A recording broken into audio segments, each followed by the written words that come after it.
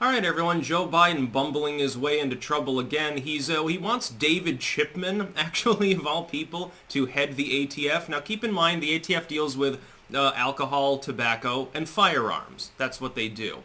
They don't really need to exist. Firearms are great. Most of them are perfectly lawful.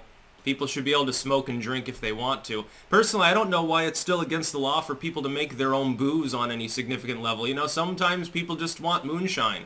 Basically unenforceable anyway, because it's always some fucking hillbilly in a tent and a trailer out in the middle of West Virginian mountains or something. You know, send a dozen agents out there and fill them full of lead because they're a booze hound. Anyway, you might know David Chipman is that dude who went on Reddit one time with an AMA about Waco and claimed that a couple of helicopters were shot down by the Branch Davidians. By the way, Branch Covidian now actually a term for people who perpetually are scared of COVID. Like they want to wear 2 masks and they'll yell at you in the store if you don't have like a hazmat suit on. They're called Branch Covidians now. But actually, I kind of don't like using that term. I prefer Coronatarian even though it's less flashy because the Branch Davidians did nothing wrong.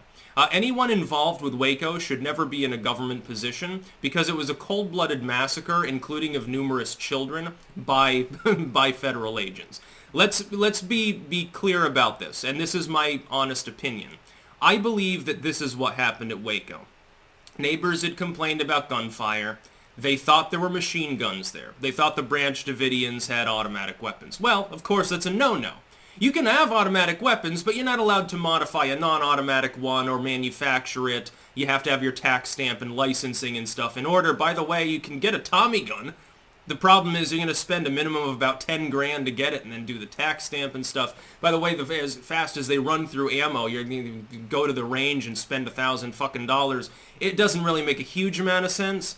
I'd rather get a Gatling gun, honestly. Sure, it's manual, or an AR with a Gatling crank and a 50-round drum. That'll outperform the Tommy gun accuracy-wise anyway, and you can still fire it manually, too. It's far better. Here's the thing. David Chipman either is misremembering what happened at Waco or lied. Here's what actually happened. They thought there were automatic weapons. They went in. The Branch Davidians didn't want to let them in the compound, so they laid siege to the compound. And they were trying to, supposedly, the official storyline is they fired tear gas in after the Branch Davidians fired first, of course, according to the ATF and FBI. So the Branch Davidians, the official storyline, Branch Davidians open up on them, shooting helicopters and everything else, kill a bunch of people. So they storm the compound, tear gas shell accidentally lights it on fire. Oh, they refuse to come out, and so everybody just burns up and dies. The unofficial storyline that I happen to agree with is that actually they lit the compound on purpose because they were tired of having a shootout.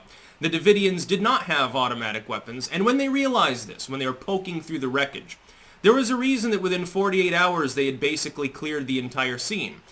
A preliminary, cursory glance at the weapons that they recovered was that there were no automatic weapons. Whoops. They just killed, 80 fucking people, half of them little kids, for absolutely no goddamn fucking reason whatsoever based on faulty intel after spending millions and millions of dollars investigating them. Wow, what a black eye for the Clinton administration. Quick, hide the evidence.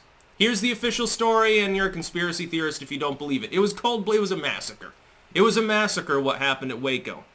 By the way, inspired Timmy McVeigh, so then a bunch more kids fucking died. He didn't even use guns. This Whacko should not be heading the ATF. By the way, he's a severe anti-gunner.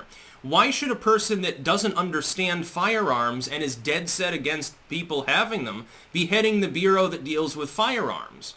This would be like if someone who was a temperance movement person were heading the ATF. Well, of course, they're not necessarily going to be even-handed and unbiased in dealing with anything related to alcohol. It doesn't make any sense to have Chipman heading the ATF. And you can expect it. This is a signal, I think, that the tough-on-crime era, insofar as survivalists, bizarre people with weird religious beliefs and stuff, that the Clinton era is back. You remember what happened back then. The Clintons were butcherous. Look at Ruby Ridge and Waco and all these things. The government has headhunted after people in various administrations. Tough on crime comes with the Biden name. Look at who his VP is. She was a tough on crimer too. She's throwing fucking parents in prison for their kid missing the bus. This isn't an exaggeration. That's real. Or putting people in prison with felony charges because of simple drug possession if they got caught more than twice. Biden did the same thing, the 94 tough on crime bill. Look, this is basically the return of the Clinton administration. We should think of this more as Clinton, at least insofar as crime and tax and spend goes, as opposed to the Obama administration. So Biden is basically signaling that he's going to be even more butcherous than like a Bush or an Obama. You look at saber rattling overseas. Apparently, with this, signaling a tough-on-crime era for law-abiding gun owners or anyone who has views that are outside of the neoliberal lamestream, I bet you're going to see a lot of persecution of people. And by the way, this will definitely extend to independent content creators. They're already partnering up with big tech to censor everything to hell anyway. It's basically, it's like the underbelly of the 90s minus the era of good feels aspect of the 90s with like Chia Pets and shit. It's like the 90s, but not cool and with shitty music. Except for that one song there with the gay dude giving a lap dance to Satan. Keep in mind that that's one of the better modern songs. Fucking Billie Eilish or Lana Del Rey or something more listenable than most of the other crap that they spew out at this point. Keeping that in mind, it's like the 90s but without Kurt Cobain. The 90s but without Garbage and Super Mario 64 and all the other great shit we had in the 90s. Like a lame, shitty version of the 90s, and Biden with the shittiest aspects of 90s politics, wrapped up with maybe 2000s era warmongering. Plus a border crisis that makes anything that we've seen in U.S. history seem pale by comparison. David Chipman should not be heading the ATF, unfortunately, because of the lack of a filibuster for nominations for this kind of post. All they need is 51 votes. Well, if the Democrats hold rank, Kamala Harris, who's a tough-on-crimer, I wonder how she'll vote. At the end of the day, this tough-on-crime Democrat, are they going to vote for the Waco Whacko?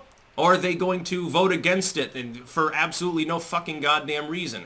The Democrats will probably all vote for Chipman, and then the head of the ATF will be a snarling wolf after people's Second Amendment rights, involved, again, adjacent to a literal massacre from the Clinton administration. Maybe we can get Joe Manchin to be that one person that says, well, maybe we want to reconsider this. Maybe you can have is there a second choice involved? Unfortunately, I don't think that that's likely. So yeah, Biden is definitely signaling. Now, to all you lefties out there, the tough-on-crime era just came back. Just keep that in mind. That's about all. Peace out.